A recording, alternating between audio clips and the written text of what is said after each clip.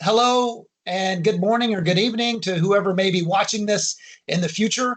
Today is May the 12th, 2025, which kind of sounds normal to us because that's the day of the week it is, but that sure sounds futuristic for the kid in me. Like, wow, we made it to 2025. Like 2000 was a long way away for a long time, everybody. But maybe someone's watching this in the year 2100. If you are, I hope everything's going well. And the oceans, I hope you can learn to swim since the oceans are rising and all that good stuff. But we'll avoid that. We got plenty to talk about from a historical perspective today with one of our legends, absolute IT legends, Mr. Will Burns, who's been with the Comptroller's office forever, I believe since the early 90s, but we'll get into that here in a moment. But again, these are select interviews and only the most special employees that have been here for a long time at the Comptroller's office here in Texas do we do these interviews with, and we are very lucky to have for our interview today. So we're going to go through kind of Will's background and ask him some questions and hopefully have a little fun along the way here and paint a little history or a picture of what the history looks like in the early, IT era of the Comptroller's office up through 2025. And we want to grab Will's thoughts before he heads out the door on his merry way. So with that, we'll go ahead and get into the questions. So again, welcome. Thank you for joining, Will. And Thanks, I guess we'll start off with the earlier, as a kid and growing up. So where did you grow up and, anything, as a kid you want to share or, at school things or anything like that? I was born in Texas. My dad was in the Air Force, so we were stationed in San Angelo. But my family is from Austin. I'm third generation Austinite. I went to the same schools that my uncle went to, and they weren't even built when my mom went to school. So my dad's family's from San Antonio, and an interesting fact was that one summer in the 50s, my mom got a summer job working for the comptroller, Mr. Calvert, in the basement of the Capitol. That's where it was. And she filed paperwork there for one summer before heading off to nursing school. And so I went to Austin High School. I have a UT degree. Took the 7-year plan and enjoyed myself. You could afford it with a part-time job at the time. It's a whole nother story these days, of course. I worked at local computer companies and had a good time. Austin was a great place to live. I played a lot of soccer at Zilker, and I bicycled. I was a big bicycling guy. So great place to grow up. Lots of fun stuff to do. It was not a complicated city at the time. Yeah. Man, yeah, that's definitely the golden era. I think that time frame. That's when be it film or anybody that's looking back and fondly in history is certainly. I think you experienced like the best of the best time. Yeah. So that's awesome. Wow, at Austin High School. So the rare, true Austin native, Austin product, Austin High School, UT. So so you've seen some stuff as the city has changed. But yeah, for sure. Wow, and that's very interesting too. The aside of you said it's your mother that worked in the basement at the Capitol yes. for Comptroller. Yes. Wow. Yes. Yeah. So that's interesting. As our office has grown, that's a long time ago that the office fit in the basement of the Capitol. So it was before the LBJ building was built. Mm-hmm. Wow. Yes. Yep. All right. We'll keep on kind of going down through my questions here. Tell me about your memories, your first computing memories, since we're techies and IT guys. Where did you first see a computer, or what did you have, or what's your first experiences in that area? Well, I'll talk about that a little bit. I mean, I'd run around with kids, and like their dad would have one at their business, but it was like in a back room with a bunch of air conditioners, and only a few people could use it. So the one that really hit me, the one that really had an effect on me, because I had tried taking computer classes in high school and in UT, was my best friend. He worked at the comp center as a support engineer, and we would study together in his office. And one night I came in and we were going to study, and he had an Apple Macintosh in the corner, brand new. It was in 1985. And he suggested I write my paper. I had to start writing a paper. And at the time, that was a catharsis. It would be a 3 day caffeine filled catharsis of scribbling. And it was just really rough because then you had to type it up on a typewriter and all that. It was just a pain. And it was just shocking because I wrote a complete paper. It was an A paper in about 2 hours. It was phenomenal, and I was smitten. I couldn't believe that computers could be so easy. And I had never used a Mac before. I sat down and it was all about doing the work, and it was a great thing. So the next day, within the next week, I went and looked for a job at an Apple Macintosh company, and I got one at Adobe Mall right next to campus. So I was able to, for the next year and a half, I worked right there and went to school. So it was perfect, really nice.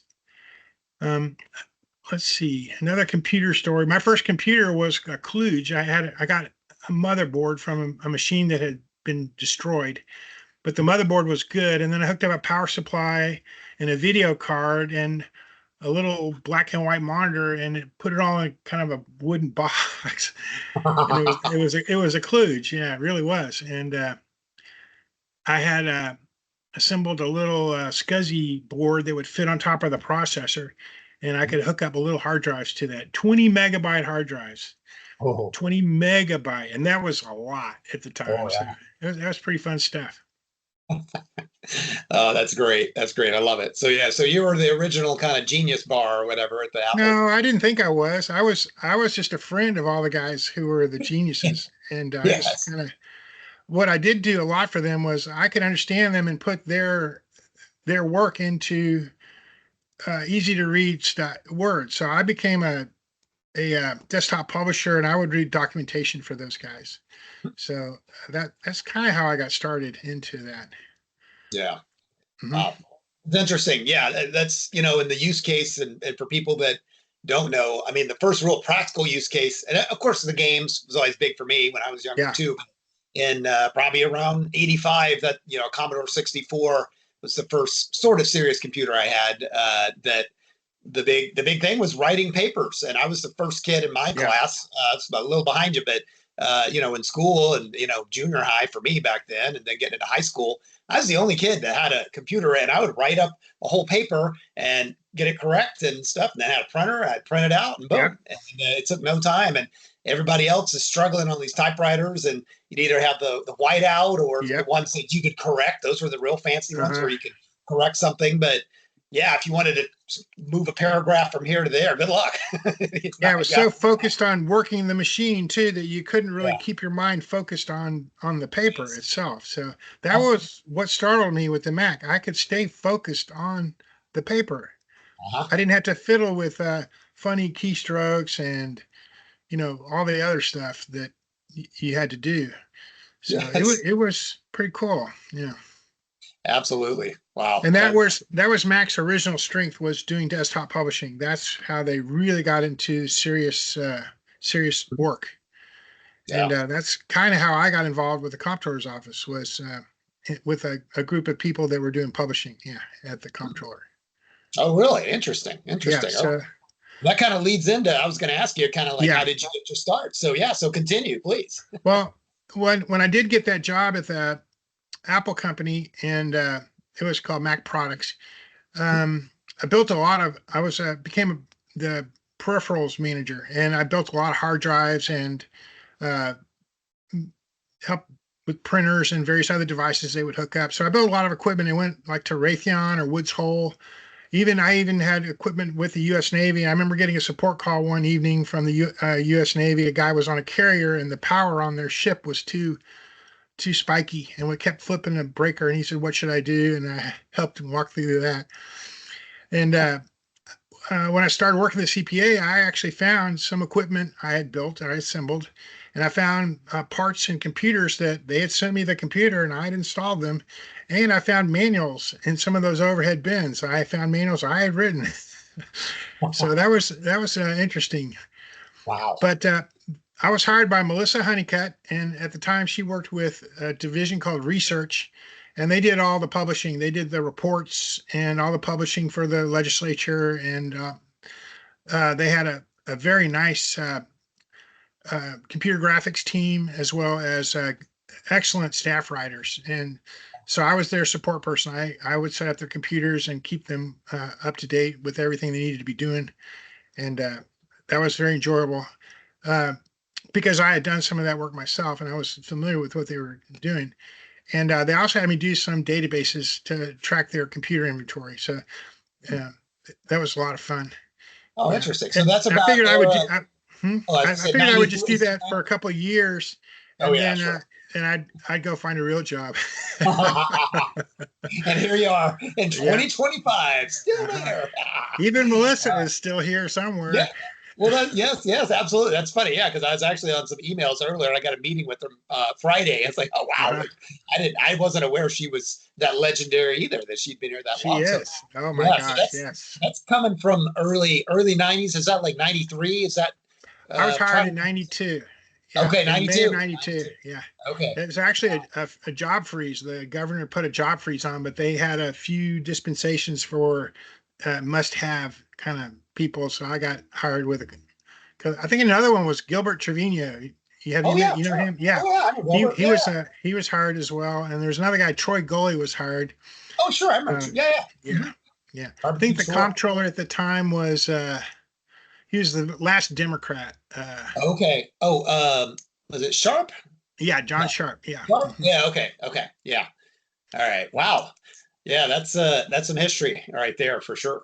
Who I believe he is retiring as the chancellor the Texas A&M system, and That's our correct. comptroller And is going somebody else to is become taking his that. So place. Yeah. the circle of life. So yeah, who knows? Maybe when someone's watching this in the future, Comptroller Hager, now Chancellor Hager, or soon to be, will be Yeah. retiring, and whoever that comptroller. Anyway, Yeah. that's an interesting history. Now, before we dig in any more CPA, you did throw out a name that me being a bit of a Titanic nerd and buff, the Woods Hole, like the oceanographic Yes. company or whatever that found the wreckage of the Titanic, right? They're the ones that They did the were running first those station. high tech mini subs Yes, for yes. oceanographic, and they also had a Uh-huh. lot of grant writing they had to do, I guess. And they had top line equipment to write their paper, all their scientists and people. Oh, So yeah, interesting. they had. I did a lot of support calls with them. Wow. Those are just some of the ones I remember. Oh, I also had a newspaper editor because he got really annoyed because his hard drive crashed one night. It was a major news, I think the major newspaper in El Paso or something, and he called and griped Oh, me out at 2 a.m. Yeah. oh Oh, yeah. God. So anyway, Wow. it's been a really a long road. It's all kinds of stuff you get to do. I don't know many Oh, IT people that haven't moved around much that have kind of stayed in the same place, yeah, yeah, yeah. especially in the early years. So yeah, Well, I bet. Yeah, the wild west of the IT world and everything. it So was yeah, yeah, yeah. Go it ahead. was a Yeah, tell me a little bit revolution. about that. So as of because I didn't come in until 2007. So or no, 2008 actually. Yeah, take that back. Yeah, Mhm. 2008 is when I came in. So yeah, so those years especially, I wasn't there. I'm curious, kind of how did that morph? I guess your job with research and doing that support. How did your career kind of trajectory go after that? And So they needed a person with the software development because about half of the machines at the time for software development were Macs. Which was pretty startling to me because they were mainly being hooked directly up to the mainframe that you would program a mainframe went from a Mac. I had never put those two together in my life. So they needed someone out there. So I joined the software development team. They were stationed offsite because they had been deliberately split from the infrastructure. There was at the time a philosophy that you needed to do that. Otherwise, the people would be too involved and not make good business decisions for the business units. Anyway, so they had done that, and we were out there, and we had a four-person support team for about 250, it varied, people working on like the original USAS, USPS, a lot of mainframe software at the time. And we started with PeopleSoft too. PeopleSoft started out there as well. They were doing interfaces that eventually became CAPS. Oh, And in fact, some of the staff now at the CAPS who are running CAPS came from that environment. Uh, okay. yeah. So CAPS was originally in-house. It was developed in-house. And then after it was the first or second generation, they decided to spin it off. Interesting. Okay. That Yeah. is. Huh. So I was with software development for about 10 years, more or less. We were offsite, and then we moved to, and while out there, we were using Token Ring, coax, Hmm. and what was called Apple Talk, which was a telephone, which was rather well. It worked rather well, actually. Very Huh. easy to take care of. But we also had our own PBX. We had to support a phone system, and we did Novell servers. Email administration was local. We had our own email server, Mhm. and we did mainframe printing and a mainframe console. Uh, we had a WAN type environment equipment so that we had to uh, connect. The network call would call us and tell us, "Hey, you need to go push this button or do that," kind of stuff. It was fun. Wait, wait, Big. wait, wait. And pause. Where was this? Was not at the LBJ building. This No, was this is offsite. up north off of. Oh, what is that? That like off No, it's 180. what's the stack? It's off. No, it's off the Oh, road north of far west. What's the next one? oh yeah, yeah. I know what you're talking about. Wait. Wait. Anderson, not Anderson Lane. No. It turns into Anderson Lane, Yeah. but Okay. on Yeah, the yeah, yeah. east side, it's Spicewood, like, well, Spicewood's Spice. the Yeah, name it of turns into Spicewood eventually too. But it. yeah, right Okay. there. In that No, we area. actually Okay. we had two Northwest. Yeah. buildings Okay. there. We started with one, and then we started another project and opened up half of another building, Hmm. and actually set up a radio between the two buildings to do the network, and Oh, had it mounted wow. on the roof. Really? Yeah, yeah, pretty funny. Wow. That's incredible. I've never Yeah, it heard was that. all crazy, and we got that equipment from like DPS or somebody who had it for a while, and then and had it available. Our network guys apparently conned him out of it, and yeah, it was everything. It was crazy. We had to do our own cabling, and oh, I got to meet all kinds of people, so it was very fun. Yeah. uh Man, that does sound fun. It's awesome. Yeah, All right. Yeah. So, yeah. So I guess, and I'm kind of looking at, and you can take this kind of whatever direction you want. I am curious as you get to the more modern era, kind of, as you kind of develop through those roles. But really the main meat of today too is just any stories or anything that you'd like to share as well. yeah. So I'll kind of just let you talk a little more if there's anything that comes to mind that would like to share and all that. Okay. Let me see. When I first worked with the Macs here, I told my manager that I needed a really big hard drive. And at the time, it was enormous. It was a 1 gigabyte drive. And I was able to load all of the Macintosh software on it. And then I could run installations from it because it was much quicker to hook up to an SCSI interface than run it over the network at the time.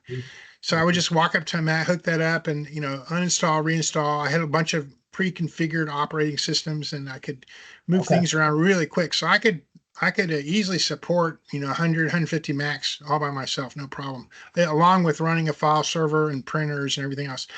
The other three guys on the team were doing the PCs, and they were constantly needing help. Those things broke all the time. Mhm. They and they were so fiddly. You had to fiddle with them all the time. So that's how I ended up learning the Microsoft and doing PC hardware was Okay. that. The Macs were very reliable, and I think I knew how to fix them anyway, so it wasn't very difficult to work with those. So, but eventually we started using the Novell file servers. They were great because you take it for granted now, but at the time, file formats between the platforms were totally different, and Microsoft took real big advantage of that. That they everything worked as long as you went toward PC and Windows. If you tried to use a platform off of it, you would have translation problems going back out to your platform, always, all the time. So we were year after year that just got old. but Novell was able to handle a lot of that. They would do file format translations on the fly. It was made it Oh, look wow. transparent.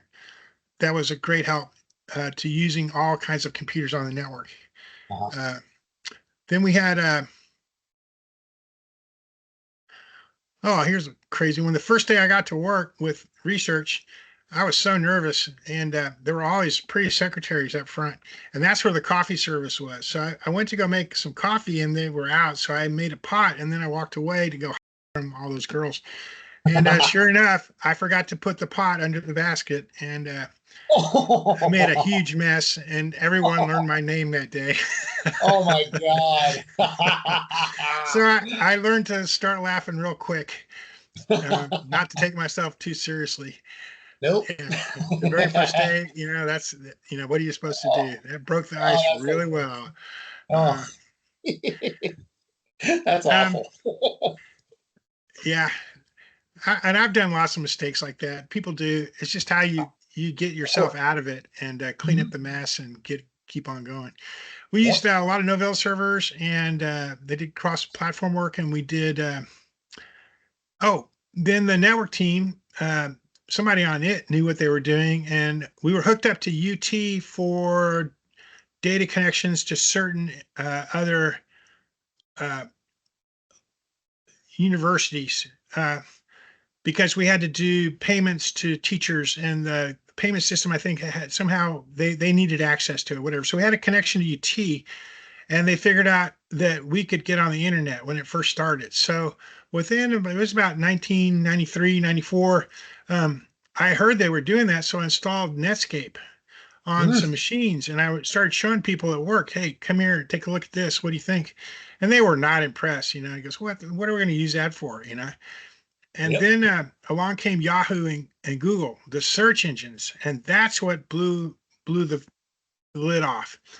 because you could find things then very quickly and access and find help for your technical questions, or how to, or even snippets of code that you needed to know, all this kind of stuff. And that's what happened is Mm. we had a few people who were interested in it, and then they showed it to their friends, and then we figured out how to use it. So we were actually looking at it before it became really useful. Mm. Then and I would give show and tells at work, and usually during lunch. "Hey, come here, and you guys come here, and I'll show you how this works, and see if you want to use it." And then before we knew it, we were installing Netscape on machines, and people were starting to use it. So that was pretty Wow. cool to watch That's that awesome. happen. Yeah. Yeah, I was curious about that because yeah, everybody had to go through that. I mean, there was life before the internet and then after, and Yes. it was huge for us. And I went through that myself. I worked at Texas A&M in a computing Hmm. lab as a student, but we supported Macs and PCs. Funny enough, somewhat similar what you're describing. But we started with a browser called Mosaic, and Hmm. then went to Netscape.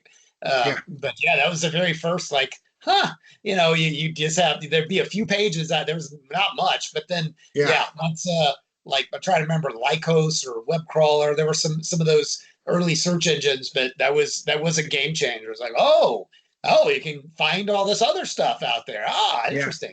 So Yeah, yeah, I it's think there was another one we tried too, but the one that won first, the first winner was Yahoo, yeah. and it was really popular. Along came Google, and it was about as good. And then they did some re-engineering, and it became much quicker and faster. So people slowly gravitated toward it. And then when they made their own browser, that pretty much did it. Oh, yeah. But we had so many people involved using Netscape at the time that when Mhm. Microsoft tried to pull their shenanigans, people were very knowledgeable and very aware of why Microsoft was doing that. So Oh, yes, yeah, yes. And viewer, that's when they basically tried to force Internet Explorer, or was that what it was called at the time? Also, no, was it it was Netscape, and they were trying to replace it with Internet after? Explorer. Yeah, Yeah, that's what I said. But that's when Microsoft. I couldn't remember because, of course, now it's Edge. I couldn't remember if there's another name before IE or Internet Explorer. But yeah, it was Internet Explorer all the way back to then.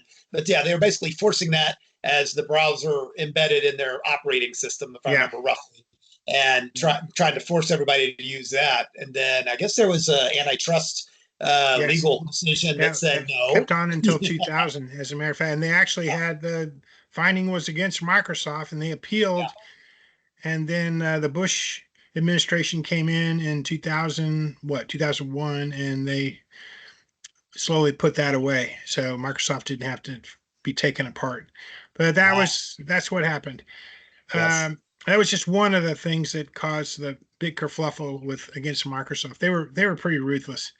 Oh, they were. Um, yeah. All right. Another thing we had disaster recovery exercises even back then, and so I was with software development, and I was tasked with making it so that our fiscal people could actually cut a check at the DR site. They were worried about that we'd have a disaster and then we wouldn't have our printers available that could write checks. So they had tried this many times and they'd always hit a brick wall. So um, when I was given it, so I lugged this old dot matrix check printer out to the DR site and then hooked it all up. And then during when we actually had everything up finally and the DR application testing began, the warrant officer came in and she was going to test her software. And I told her that the printer was set up and that we were ready to give it a try. And so she jokingly made the check out to me and then sent it off to the printer. And then it started pecking away, and I got a check for $76 million. Wow. Wow. But That's it was awesome. written on white test paper, so it was useless. Oh Ah. well, yeah. I think I had that in my one of my desks somewhere. But That's an awesome that was keepsake. pretty funny. Yeah, Yeah, paid the that's order of great. William Burns, 76 million. $76 million. Yep. Jeez. Uh-huh. That's awesome. That was fun. Yeah. So yeah. So I was at. We used to be distributed. We were just all of our IT support was paid for by each division, Hmm. and we knew that was kind of inefficient, and that other divisions needed IT support a little bit at least, but we didn't really have a centralized group to do it. So we used to have these teams called Renaissance teams. Have you ever heard of those? It No, I don't think so. Yeah, started no. under Bullock, but they would take personnel from various divisions and then give them a problem that was management was aware of, but they didn't know how to solve. So the one we were given, there was four of us. There's one from a guy from budget and a couple other teams, and I was an IT guy. So we were given the problem of looking at IT to see how we could improve it agency wide. So we had a bunch of interviews. We talked to management and to workers, and we looked at the how much people were spending and on what, and how their support was being handled. And so we put together a plan on how to centralize all of this. And we showed that we could save a mess of money because we could buy in bulk the software that everybody was using, and also that it would be the same version for everybody. And so it was pretty straightforward. Uh, and to from looking back, but at the time it was like this huge hurdle of this item and that item and how would we ever get this. So they decided that they wanted to do that plan, so they put IT funding into a central area, and we started doing centralized support. So I was involved in that. That was pretty fun.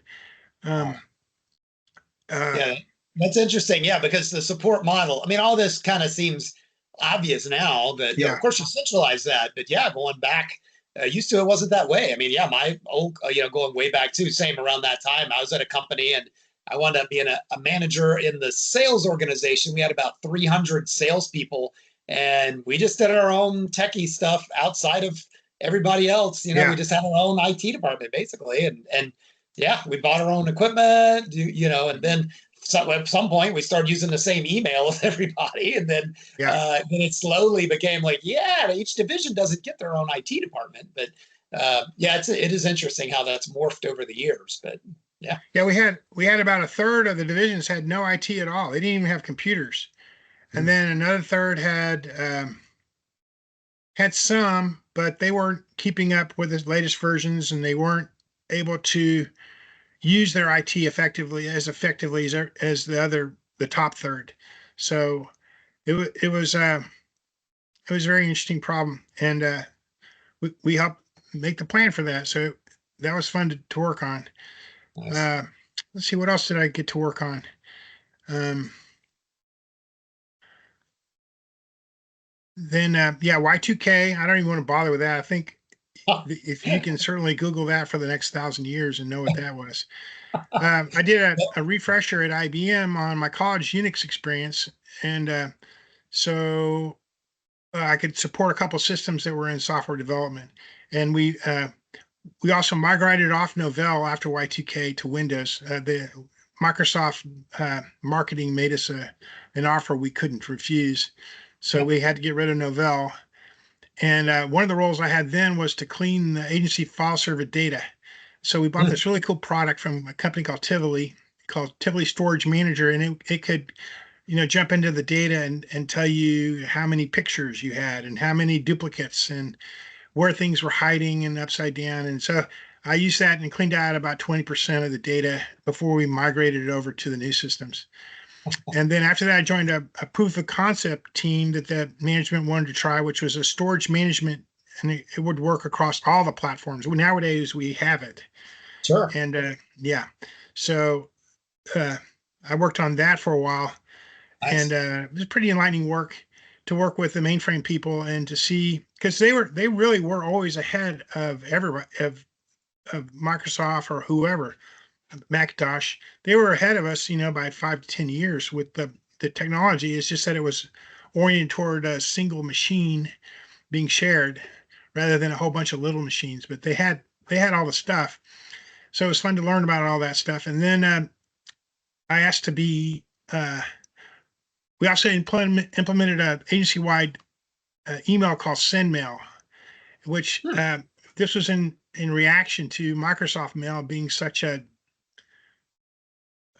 implementation, such a evil piece of software that Yes, would sure. not translate your documents. It would not do this. It would not do that, and it was breaking all the time. And we had asked for them to fix all these bugs that they said they didn't have, and they did.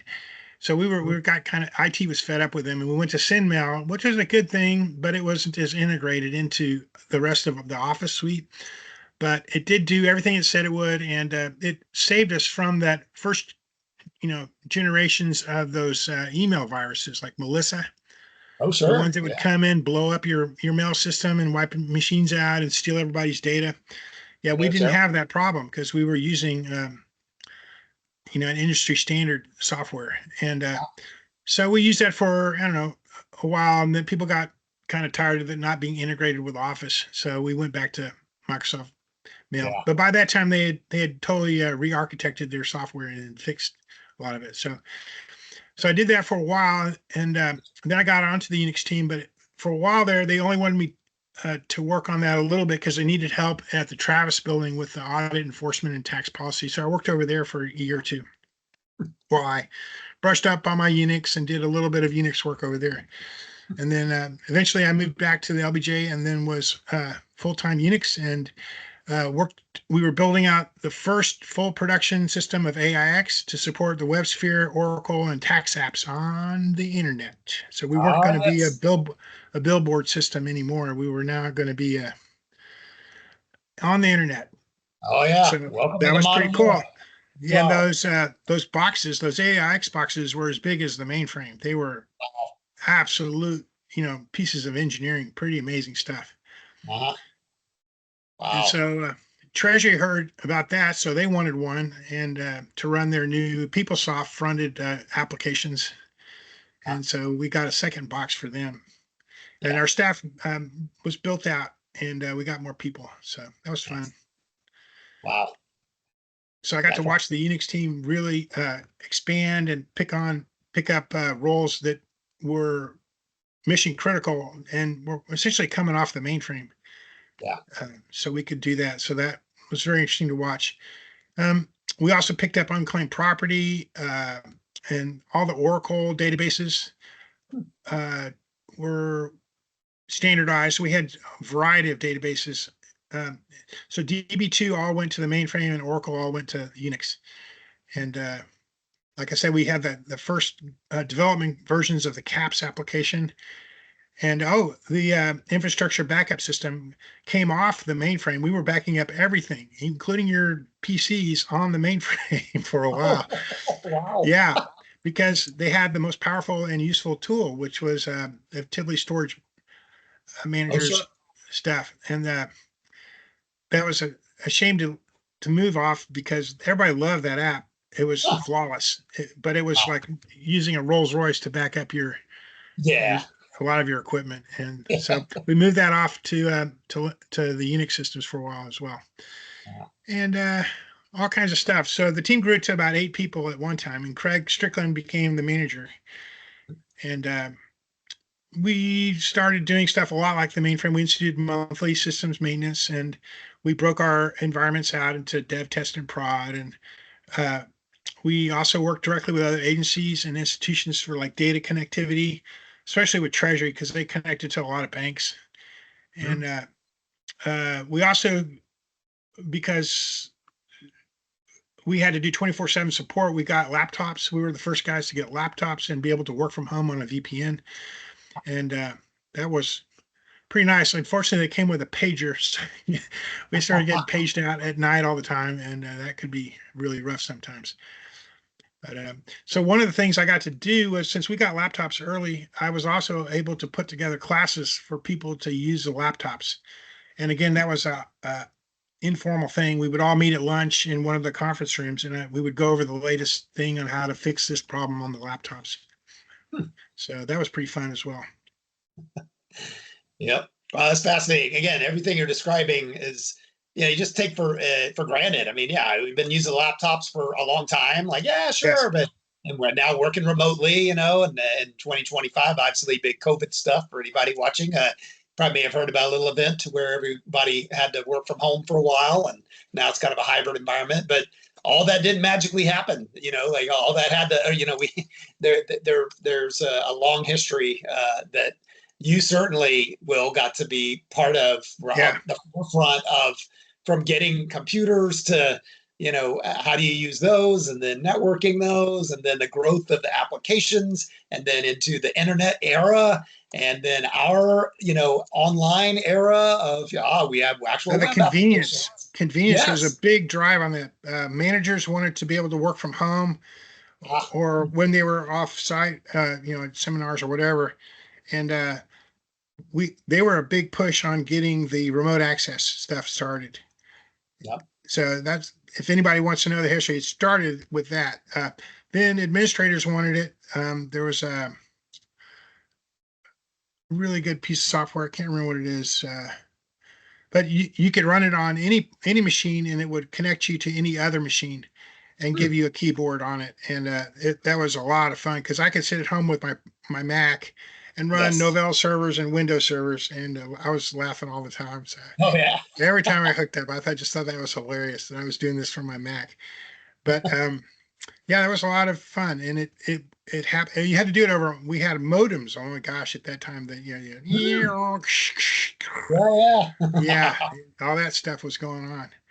So we went through that at the Comptroller. There were a lot of modems that we were handing out to people to take home so they could run their stuff from their home. Wow. Yeah. Wow. And whenever it rained, the rain was the worst problem because that would get into the cables and mess up the telephone wire we were using at the time. Ah, Especially if you lived out in the country, that was the worst because a lot of yeah. those telephone cables run underground, and the water would cause electrical problems and ruin your connectivity. So rain was a big deal Wow. Yep. for the old phone type connections. So Oh yes, the modem era. Yeah, that's yeah. true. We had to go through all that 56K back in the day, and that was moving. That was big I time. started out at 19. No, actually, I used to have a 300 baud modem with one of those Yep. computer companies I worked with to try Uh-huh. to download software from vendors. But uh, we got we started that revolution to what?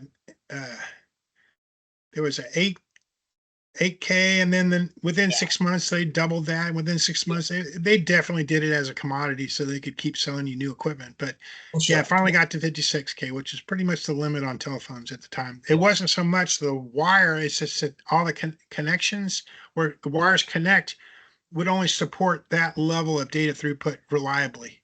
You might Ah, get lucky, especially when you were in the first LATA, yeah. which is the first jump from the telephone company before they had to do repeaters. If you were within the first LATA, which is like a mile and a half from the telephone company exchange, you could probably get even better. But and we were Mm, the comptroller's office itself was very close to the telephone yeah. company downtown. So I actually Mhm. went and did a tour of the telephone company. I took a continuing engineering class at UT, and we had UT professors and A&M professors alternated seminars, and they would go over the technologies that were happening and what the future was going to look like and Hmm, how long it was going to take. That was a great class. But they got us a tour at the Southwestern Bell building, and most of it is a very big hall, and the first third of the hall was 1950s technology. It was a whole bunch of mechanical switches. It's really cool to walk in because at the time it was still working. And you were listening to all these click, click, click, click, click, click, like Edward Scissorhand was. There's 20 guys around here going.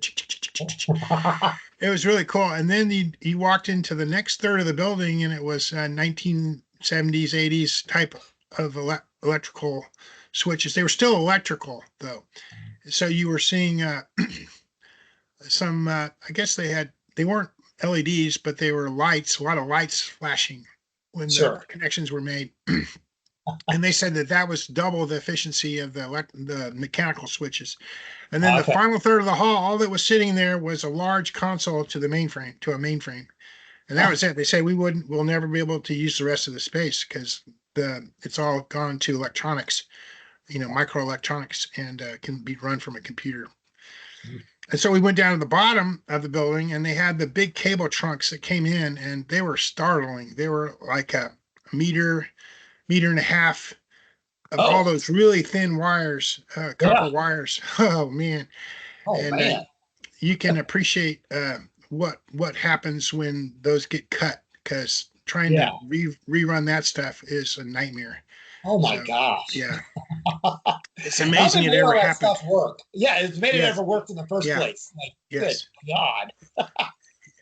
pretty amazing, It cool is. It stuff. is. Unreal.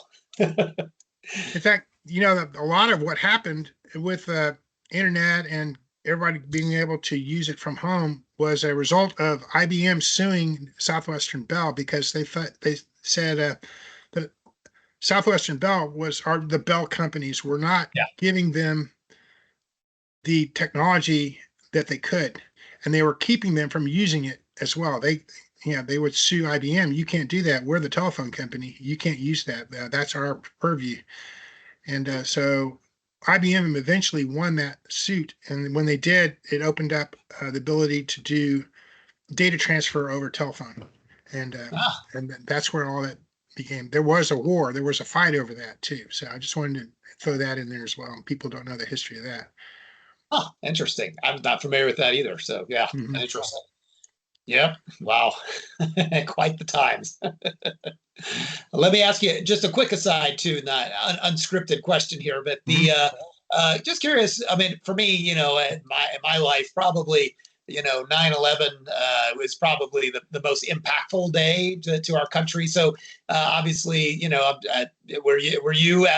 obviously you work at the comptroller's office. Were you in the office, and what was that day kind of like, and being with government, especially uncertainty of that morning, and knowing like our government's under attack, and you're seeing Pentagon and planes crashing. Just curious, was that as impactful, I'm sure, at comptroller's office on that day as it was, nationwide? It was a deal. And what happened with me is that was in the day back when everybody still listened to the radio. So I was listening Yeah. to NPR that morning and heard about all this stuff before I was going into work. And so I started thinking about it, and I turned on the television to say, is this for real? And I saw it was all over the TV. And so I called into work, and they said, you can stay home for now. Mm, And so I did not go in that day, but I worked from home. but Yeah. we were distinctly aware of that being an issue. It was pretty soon. It was they're not going to attack the comptroller's office But, kind of thing, but it was nevertheless. Uh, Within the next few days, there was a huge realization of how vulnerable we were. Yeah. yeah. And Yeah. we also had, it was memorable too. We had a taxpayer who got very upset and he was going to lose a lot of property and stuff. So he hopped in his airplane and he flew it into a tax office up in North Austin. He could easily have, instead of, picking them, he could have picked the, comptroller's office itself. And Absolutely. there would have been nothing to stop that. Hmm. So that kind of realization happened. And at the time, we had the mainframe on the fourth floor, I believe, and it Hmm. was completely vulnerable. People could have shot the mainframe with a rifle from a parking garage easily. Yeah. It was right there through the windows, and you could do it. Uh, all kinds of realizations. But until then, we had been kind of a sleepy, Yeah. everything's okay, just throw it on the desk over there and we'll get to it kind of business. And now we have a data center that's in an old vault under the annex, and it's a lot safer, a lot safer. Yeah, I mean, it's basically even a tornado probably wouldn't be able to take that out. I mean, Right. it's pretty Yeah. it's about as safe as you can get reasonably. And then we've always taken the DR stuff pretty seriously, but I'm sure post 9/11 and then field office being having an airplane attack that happened and all that. Like, Yeah. yeah, it's this stuff can happen and it does. So yeah. Anyway, it's interesting, yeah, but your career and mine as well. Like, we these things weren't things we really had to worry about, or didn't think about, at the I start. think the worst thing that happened before that was we had a bat infestation in the building. Have you heard of Oh this? no, I know, And I don't think so. the favorite place the bats could get into was the fourth floor with the mainframe, and they would find the bats underneath the flooring. And they were Oh, usually dead and desiccated, but they were getting there through the pillars that are actually clad. They're clad in granite. They're not solid granite, and the bats could get in there. It was nice and cool, and they could stay there overnight. But sometimes they went the wrong way and ended up somehow getting into the building. If you look at the bottom of the pillars around the building, each one there's these circles where uh, they opened up the hole into the base to uh, vacuum out all the guano because they also realized that the guano was an explosive. oh my God. It's nitrates. Yeah, Yes, it yes, is an explosive. And absolutely. somebody made that seem serious enough that, yeah, we had to take all that out and clean out the bats. So there's no more bats in the building. That is incredible. Yeah, I think That I've was our heard worst someone mention problem it. before 9/11. Yeah. Yeah, wow. I mean, I never would have dreamed of but something igniting somehow the back guano, a building could explode and like, that's seems crazy, but yeah, wow. But natural or human caused disasters there. But man alive. All Yeah. right. Surprise. Yeah. Yeah, yeah, really. That's right. Uh, Well, yeah, so anything else work wise, and I do want to have a few more questions here. Any other stories or anything that you had that you come to mind, or anything in particular, or that cover it the pretty well? comptroller has been able to keep good quality personnel for IT, Yeah, and it's lasted for quite a while. So if we can continue to do that, that would be a great thing. One thing that helped was the Team for Texas issues that happened, where all the other agencies had to give up their IT. We were able to avoid that and keep our own staff. And also, we have the mainframe, which is a nice asset to have, and uh, means that you've got a lot of quality staff around that as well. So I just want to say that we've had very good staff and have been able to keep up with the industry and how it's being used, yeah, all the IT technology. That to yeah. me, that's one of the reasons why I've stuck around so long is that we've kept up to date very nicely, and it's always been challenging, and we use it lots of stuff. Oh yeah, yeah, and that's true because I mean I've heard enough and been around long enough to hear horror stories and even see some of agencies, and sometimes it's not their fault. They may not have the Yeah, support of their staff, but with my perception, and it is somewhat biased because I like working here. Yeah. Is the comptroller's office is, yeah, we have stayed up to date and gone through that whole journey and evolved along with the rest of the industry, but we've pretty much maintained close to industry standard. I mean, we're not the unicorn, I mean, today, Facebook and Amazon's and, all that stuff, of course, leading edge, but on the flip side, generally for an industry and certainly within government, it seems like we're one of the better Yeah. organizations for staying, to pace with things, staying updated, taking advantage of new technologies as they come up and that kind of stuff. So, which is interesting. So one other quick unscripted question, and then I do have some, after you leave questions, but just curious your opinion on, obviously the internet was a big, I guess call it a sea change or whatever. That was a big deal when that came along. So certainly, and as of 2025, the AI, and of course AI has been around forever, in science fiction for probably 100 years or more, and then we are seeing kind of what I would consider next generation artificial intelligence that can, write your, pug poetry and all kinds of really useful things. But it can help you with your coding task and a few basic things. But just curious, Will, what your 2 cents is on be it AI or any other technology revolutions, or is it, hey, at the end of the day, you still got a job to do, and it's some of this sometimes is hype, but Yeah, just this will be a embrace it. fun Yeah, answer for people to read in the future. What do we yeah, think AI is going to do? Yeah, I've sure. read a lot of sci-fi, and I've seen the various different ways. Some of it's been very appropriate too. Mhm. The whole term AI within the last 10 years has been really stretched. What is AI? Because some companies we have AI technology. What does that mean? Uh, when it just means that they've got some software that can help you, with your choices uh, Mhm. when you're trying to do some configurations or whatever. But I think what most people want is to think of AI as where it's intelligent enough to uh, for the vast majority of what you want to do, it's going to have some capabilities to make uh, good guesses, good assistance for what you want to do, if not actually do the work. Um, I've noticed too that, I mean, you've too, that the technology we're using is getting more and more complicated. We're getting virtualization on top of virtualization on top of virtualization on top of virtualization. And that's current technology to Yes. have, 3 or 4 we actually have 4 on most of our servers and 5 if we go into like OpenShift.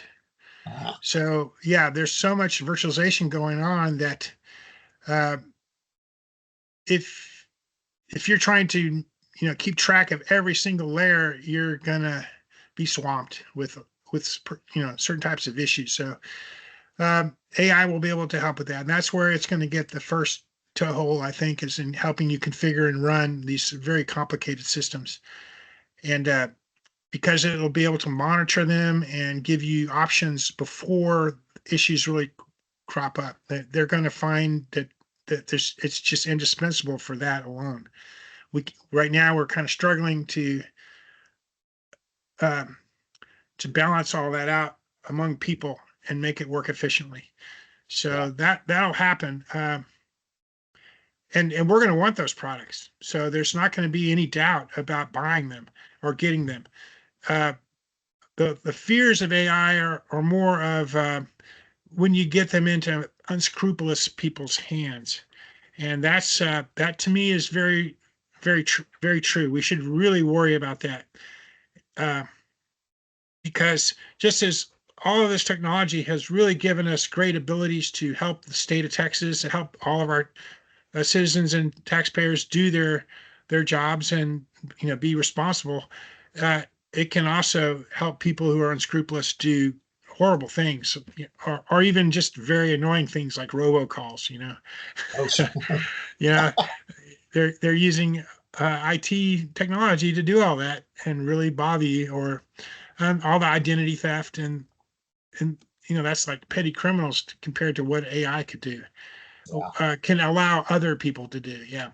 So yeah, I think it's ultimately when it gets to that level, we're going to have AI police trying to protect us from people who do that. And you're going to need AI to protect you from AI. And Uh-huh. uh, that's where we're going to be.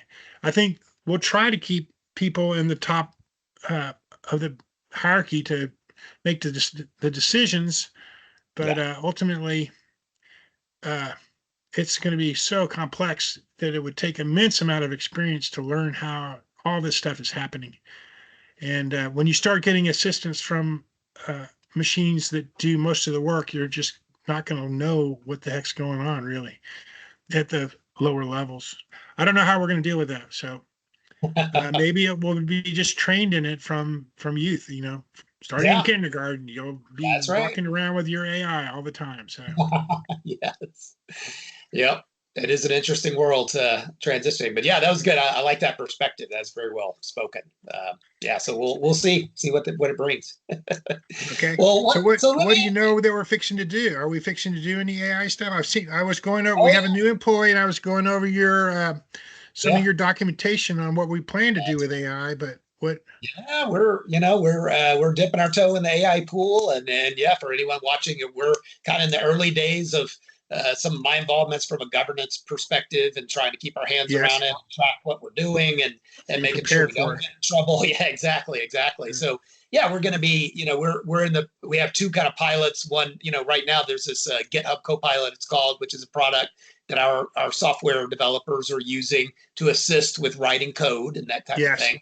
So we're underway with that, and then we're going to start a Microsoft Copilot pilot. So Copilots use that term a lot from a branding perspective at this time in Yeah. 2025 by Microsoft. That's kind of their umbrella term, but we're going to be using their Copilot as call it a kind of a desktop assistant, if you will, that's integrated with their Office products. Should be a good way, hopefully, to deploy some, call it bots or AI agents across maybe like for internal purposes, SharePoint and those kind of things. Instead of searching for something, you can ask a question and it'll actually go out and build an Right. intelligent answer. And so that's some of the kind of the early use cases. And we are also on the side, we're very focused on, the customer experience. I'm involved with that, this tax customer experience group.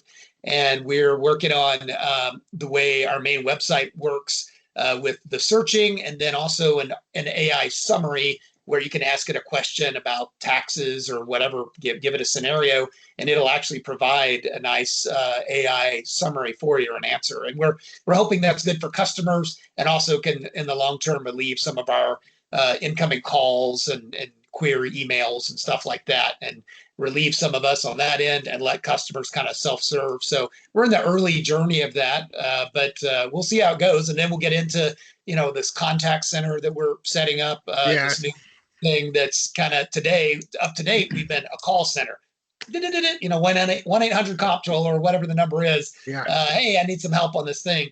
And this new contact center should provide more AI capabilities where, chats, like customers can be chatting with, it's a bot, and then it, goes to a human if necessary, but it provides answers and stuff. And it's nothing brand new. I mean, airlines and banks and lots of companies have been doing this for a long time. So we're a little hesitant because of security reasons, and also taxes are complicated. As of today, we support 100 plus taxes as of 2025, right? And so there's a lot of complexity in understanding that and finding the people that have that knowledge. I think for us, it's going to be a journey of, we've got lots of written stuff, but really making sure that that's correct and current. And I think we're going to find that a lot of our institutional knowledge is in people's brains Yes. and probably needs to be recorded somewhere. And, we need to have some kind of iterative process where we can learn what we don't know or have documented, and then have that out there. And then for future, hopefully AI can kind of pick that up and then help our customers, and we can get better and better. And maybe we're 80% of the way there on day one.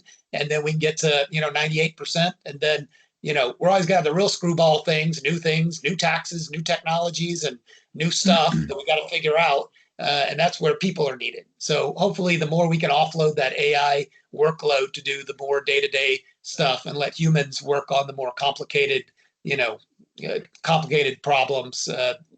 That's I think where I the think most value I lies. think I think there's a category of AI that is going to come, and that's going to be an AI that's geared toward educating an operator Mm. uh, himself, or a group of operators, so that they can work with AIs effectively. So uh, listening to you, and then there's always the question of how do we get people to jump into the position of being able to be working with AI, and that in itself is a perfect area for an AI. So anyway, That's right. I'll throw that one out there too.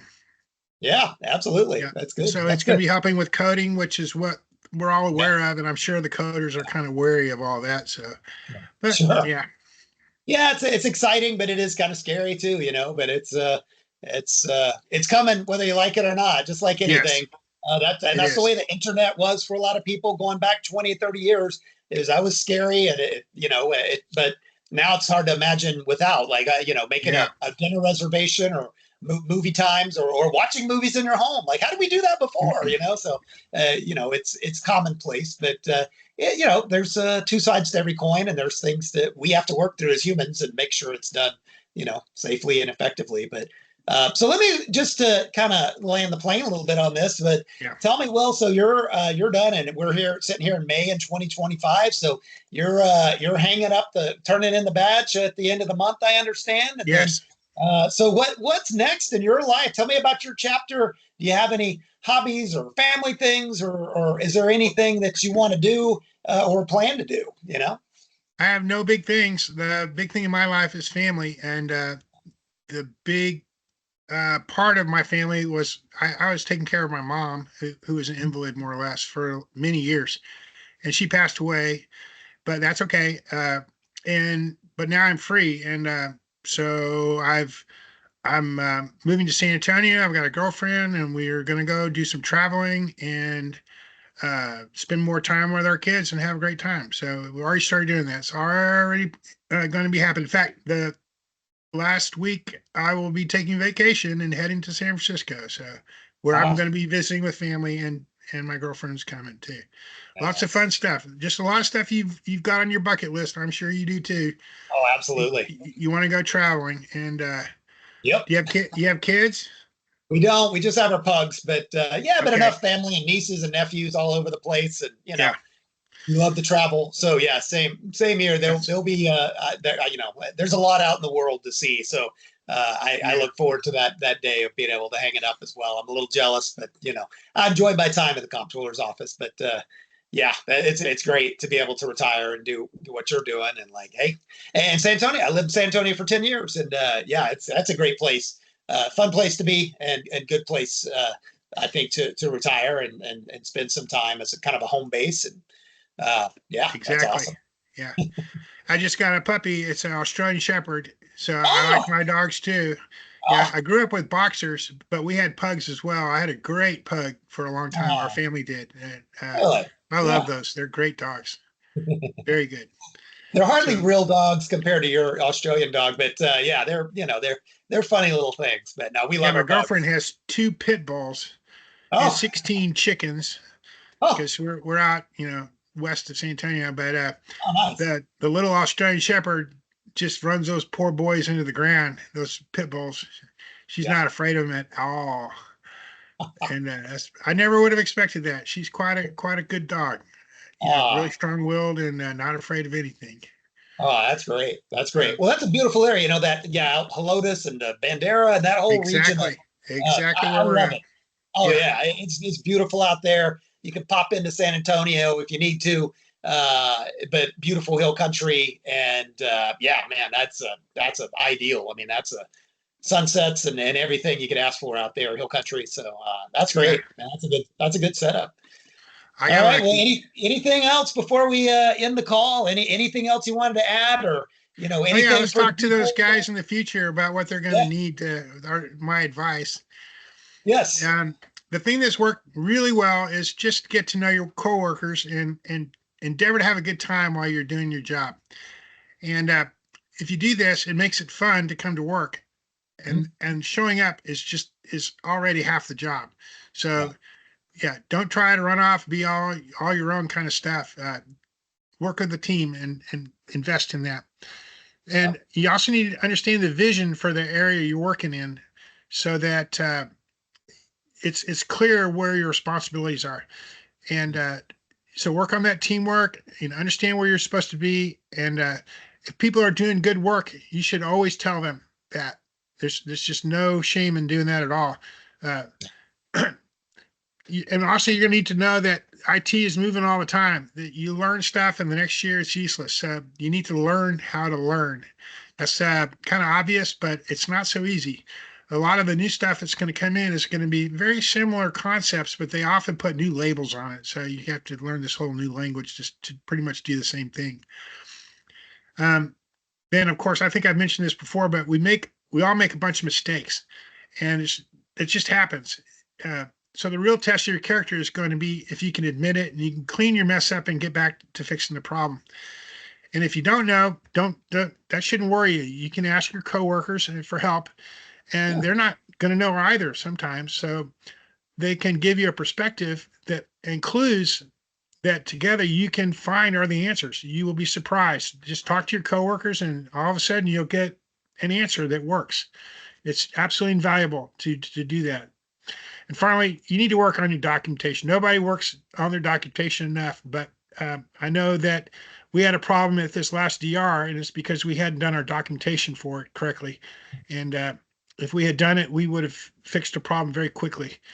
So keep up with your documentation. It pays off, and make it the easiest way you can do it. Just do get it done. So those are the things that have really helped me in my career.